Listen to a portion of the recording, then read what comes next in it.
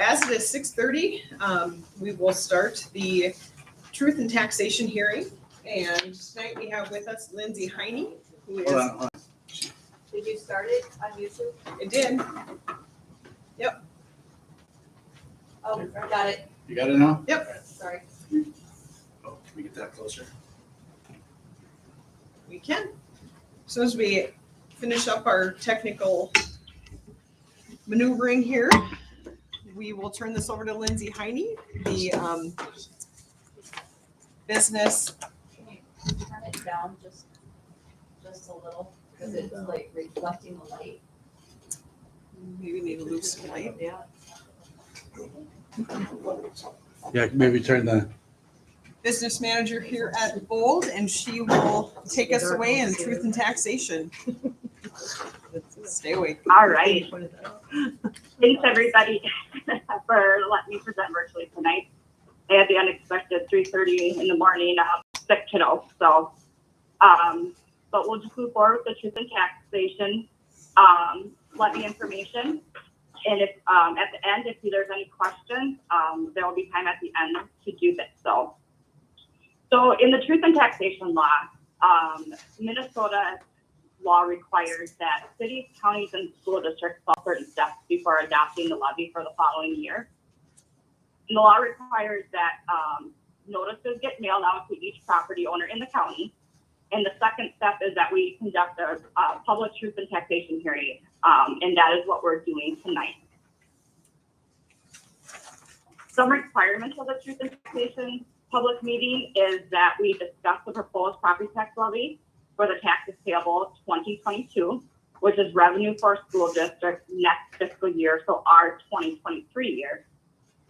We provide you stuff information on the current budget, which is our fiscal 22 year, or 2021-22.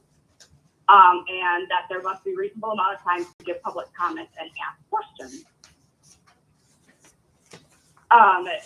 With the overview of the Minnesota property tax system, it's quite complex, but hopefully in the following slides, you'll get a brief overview of what the procedures are.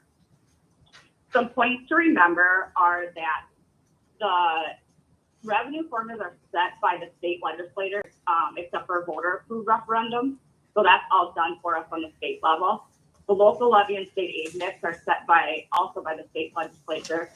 And an increase in local taxes does not necessarily mean an increase in revenues for school districts. So in the levy limitation and certification, here are the steps that happen to get the proposed levy to where it is tonight for approval.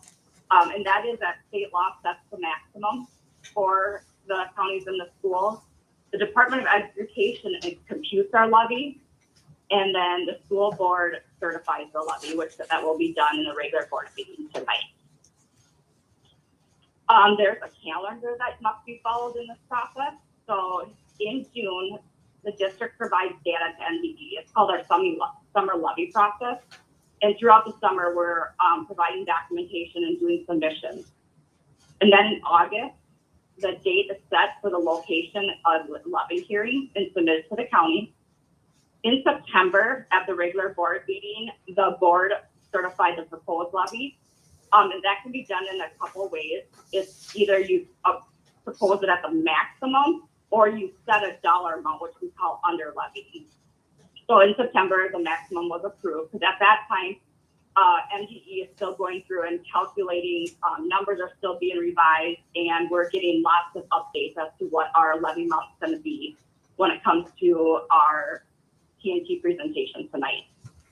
And then in November, the county mails out the levy notices, and then December, the public hearings and the certify the final tax levy. So what and who impacts the tax bill? There's multiple avenues that can impact the tax you pay. One is the laws, the regulations that are set by the state legislature and the governors, the school boards, the property tax values, the pupil count, and the state equalization. So for the property tax values, as the values go up, so does the total tax received.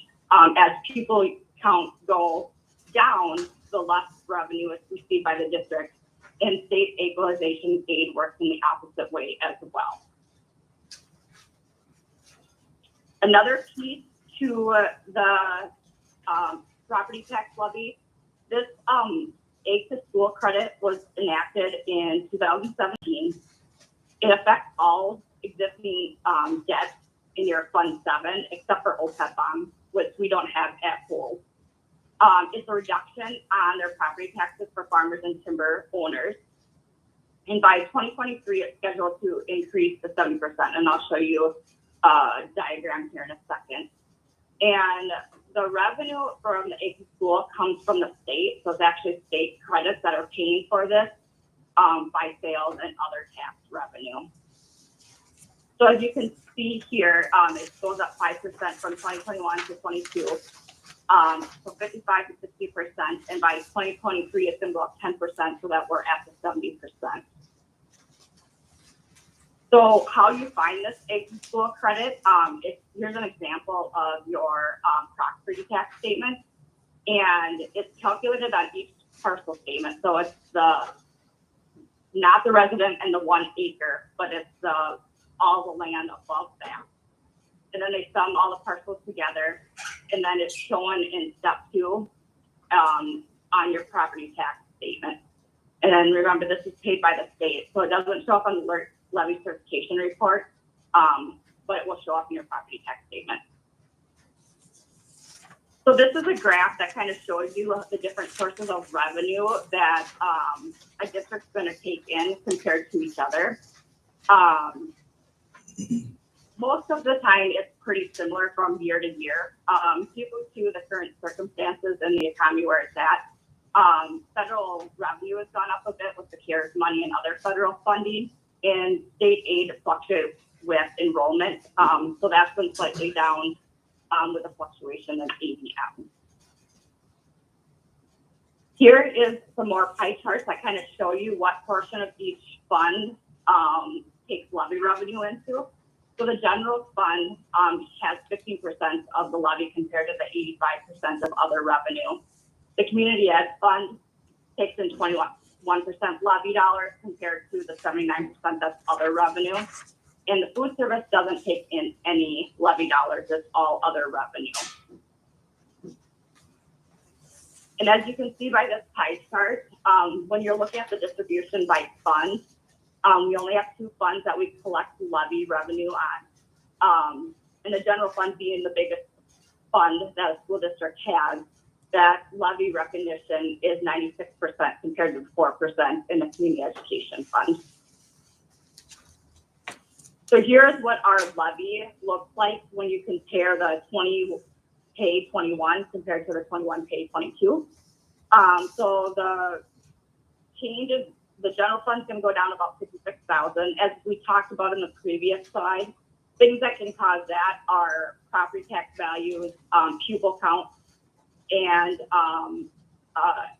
any other evaluations or assessments that are applied. The community education fund is also going to go down about $4,684, so a total of $60,719. So the next piece of the requirement for a TNT presentation is to talk about the budget for the fiscal 22 year. So just kind of an overview of what each fund takes in and what is all incorporated in it. The general fund, the revenue is based upon student enrollment. That's about 85% of it. There's the local referendum levy. There also, when you're looking on the expenditure side, it's what provides for classroom instruction, instructional supplies and equipment, and other educational activities. It also includes our special education and federal mandated programs. The next biggest pieces are going to be your pupil transportation, your facilities operations maintenance, any other capital expenditures improvements, and of course LTFM.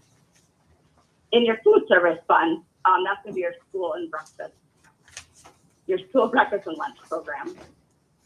The community service fund, or Fund 4 is also called. There are some levy dollars that come in, and it's based upon the adult population in the district versus the other levies are based upon pupil counts and valuation. There is the early childhood levy, which is based on the number of children of 5 years of age, under 5. It provides enrichment programs for any level that are not part of a K-12 education program. It has our early childhood family education, our school readiness dollars, and our adult basic education.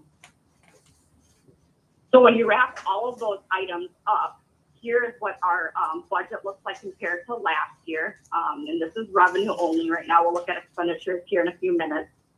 But compared to last year, you can see that the general fund revenue has gone down. What makes up all of that revenue are all the sources we've discussed, which is your local revenue, your property tax levy, your state, and then your federal dollars. The decrease is attributed to many things. One is your state entitlements are based upon your ADMs, and so to be conservative when you're projecting out your ADMs for a future year, you look at that and apply factors to see what your 5-year projection looks like.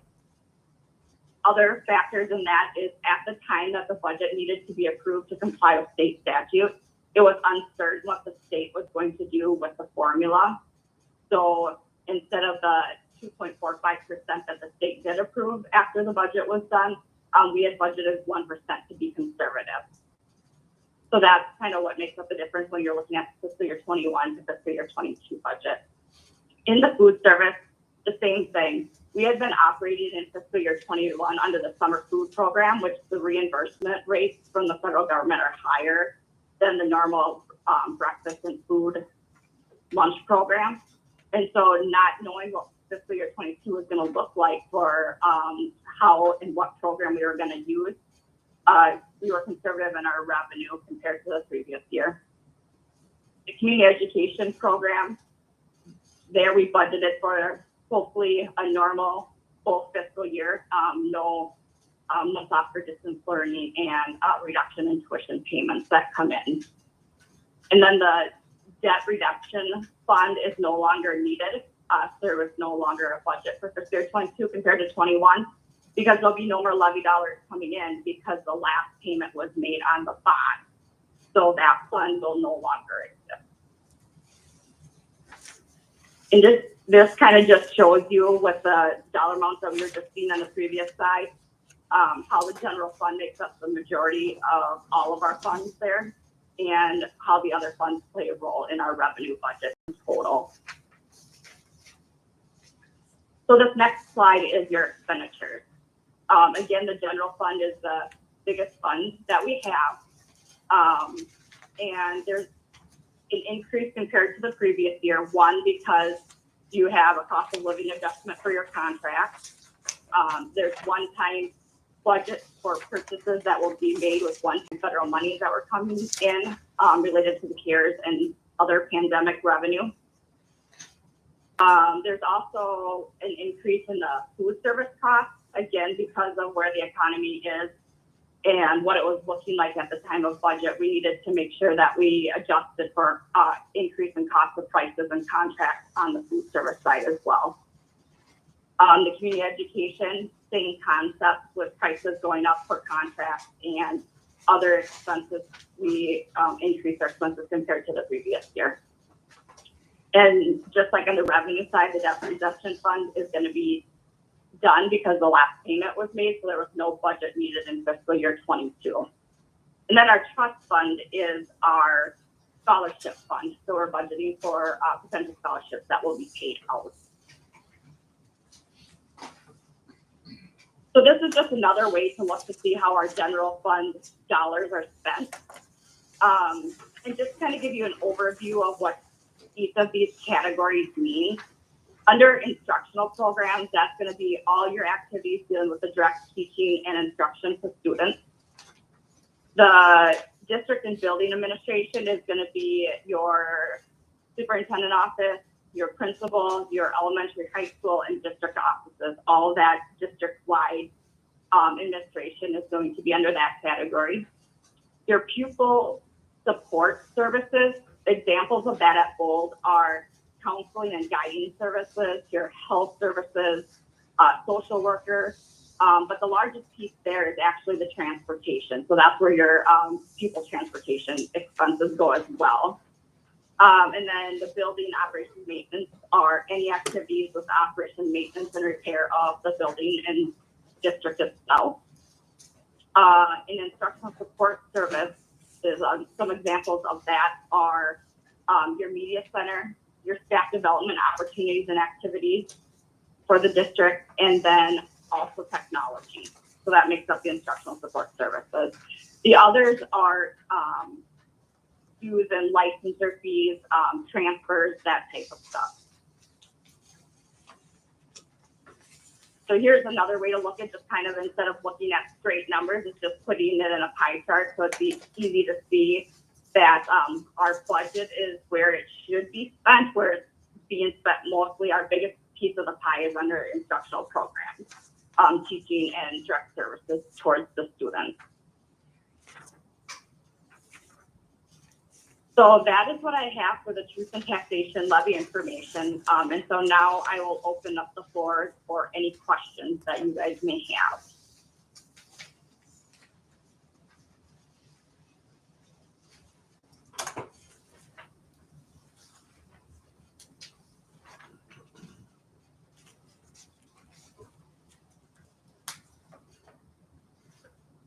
Are there any questions for Lindsay?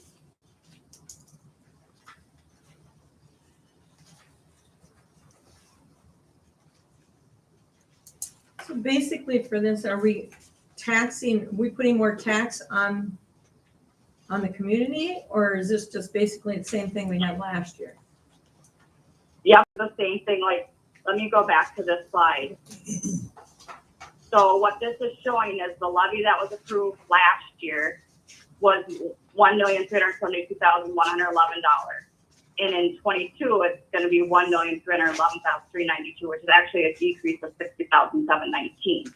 Now that decrease is made up of adjustments, decline in people count, and also looking at when the county assessor goes out and does property valuation. So all that's taken into consideration. So we're not changing anything. We're just doing the normal levy process.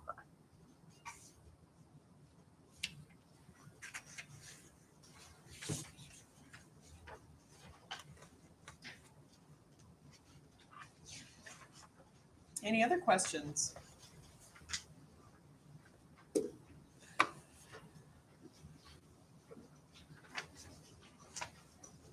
All right, I guess hearing no other questions, we'll conclude the truth and taxation hearing. Thank you, Lindsay. Thank you. And she's just gonna hang out, but yeah, we can close that and get ready for the next one.